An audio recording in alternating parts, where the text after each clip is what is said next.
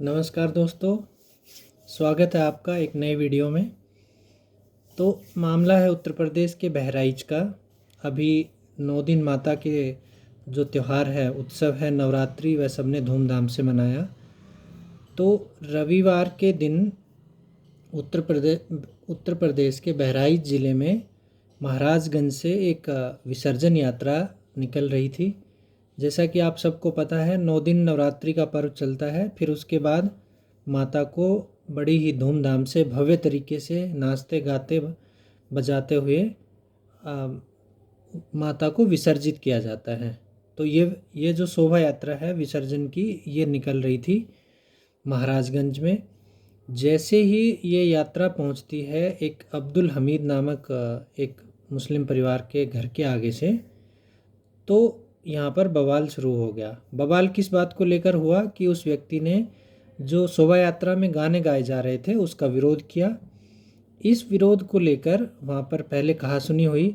फिर एक राम गोपाल मिश्रा नामक व्यक्ति उस घर के अंदर घुस गया और उस घर के ऊपर जो हरा झंडा लगा हुआ था उसको तोड़ने की या हटाने की कोशिश की। इससे बवाल बढ़ गया और उन्होंने राम गोपाल मिश्रा को अंदर की तरफ खींच लिया। उसके साथ दरिंदगी की गई, उसके साथ भयानक मारपीट की गई और अंत में उसके ऊपर लगभग 20 गोलियां बरसाई गई, जिससे उसकी मौत हो गई। यहाँ से दंगा भड़का, जो कि एक बहुत ही भयानक रूप में फैल गया। तो लोग जब उसके पार्थिव शरीर को मेडिकल हॉस्पिटल के आगे रखकर प्रदर्शन कर रहे थे, प्रशासन से न्याय की गुहार कर रहे थे, तो उसी समय एक कोई और अफवाह फैली, जिससे वहाँ दोबारा हिंसा भड़क गई और लोगों ने शोरूम, जो बाइक के शोरूम थे, उसमें, दुकानों में, अस्पताल में, मार्केट में आगजनी कर दी।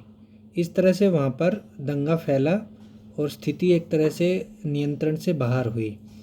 अभी फ़िलहाल वहाँ पर हिंसा नहीं है। माननीय मुख्यमंत्री योगी जी के आदेश पर गृह सचिव और एडीजी लॉ एंड ऑर्डर वहाँ पर मौजूद हैं और स्थिति अभी फ़िलहाल नियंत्रण में बताई जाती है।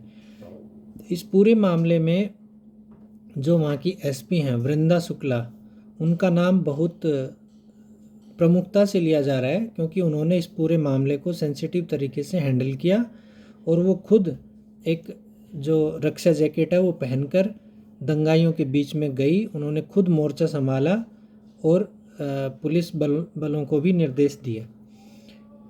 तो ये तो थी मुख्य घटना, जो कि हमारे जो हिंदुओं का प्रमुख त्यौहार है नवरात्रि, उसकी शोभा यात्रा या विसर्जन यात्रा के ऊपर उस पर पथराव हुआ, आगजनी हुई, एक व्यक्ति को वहाँ पर मार दिया गया। उस व्यक्ति का कसूर सिर्फ इतना था कि वह मन से, तन से, कर्तव्य से वह हिंदू था और उसने शोभा यात्रा को लीड कर रहा था और उसके मन में सिर्फ ये भावना थी कि वह इस कार्य को संपन्न कर सके। तो केवल इसी भावना के चलते उसको मार दिया गया। नाम क्या दिया गया कि जो यात्रा है वो संवेदनशील इलाके से निकल रही थी, मुस्लिम इलाके से निकल रही थी। तो ऐसी संवेदना किस काम की? आप जिन इलाकों को संवेदनशील इलाका कहते हैं, असल में वही सबसे असंवेदनशील इलाके हैं। उनमें किसी प्रकार की संवेदना नहीं पाई जाती है और सिर्फ एक यात्रा निकालना क्या अपराध है? क्या गाना बजाना उसमें शोभा यात्रा में क्या अपराध है? क्या किसी को केवल इन सब कारणों के चलते ही मार दिया जाएगा? क्या कानून व्यवस्था इतनी ठप हो चुकी है कि आज हिंदू अपना त्यौहार ठीक से नहीं मना सकता? तो ये सवाल आज सभी के मन में है। जिस समय योगी जी के नेतृत्व में उत्तर प्रदेश की कानून व्यवस्था एकदम सुदृढ़ है, अपराध का बोलबाला ना के बराबर है, अपराधियों के हौसले पस्त हैं, तो ऐसे में वो कौन लोग हैं जो इस तरह की पथराव, आगजनी की घटना करते हैं? ये बात प्रशासन को बतानी होगी, इसकी जांच करनी होगी, इसकी तह तक जाना होगा कि आखिर वो कौन लोग हैं जिनकी इतनी हिम्मत, योगी राज में जिनकी इतनी हिम्मत होती है कि वो एक यात्रा पर पथराव कर दें और एक व्यक्ति को पहले बर्बर तरीके से मारें और फिर गोली मारकर उसकी जान ले लें। तो ये सब जांच का विषय है। इसके प्रमुख सरगना कौन है, कौन इसके पीछे है, किसने ये सब तैयारी की थी, ये सब जानना बहुत आवश्यक है।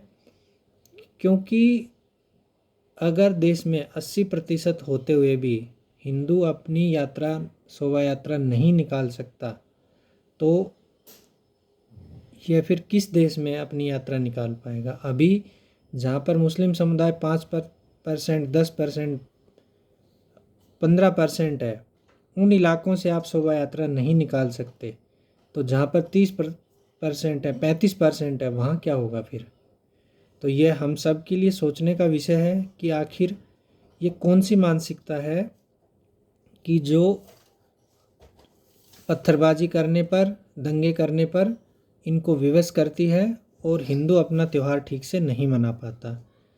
हम सबको इस विषय में सोचने की आवश्यकता है। धन्यवाद।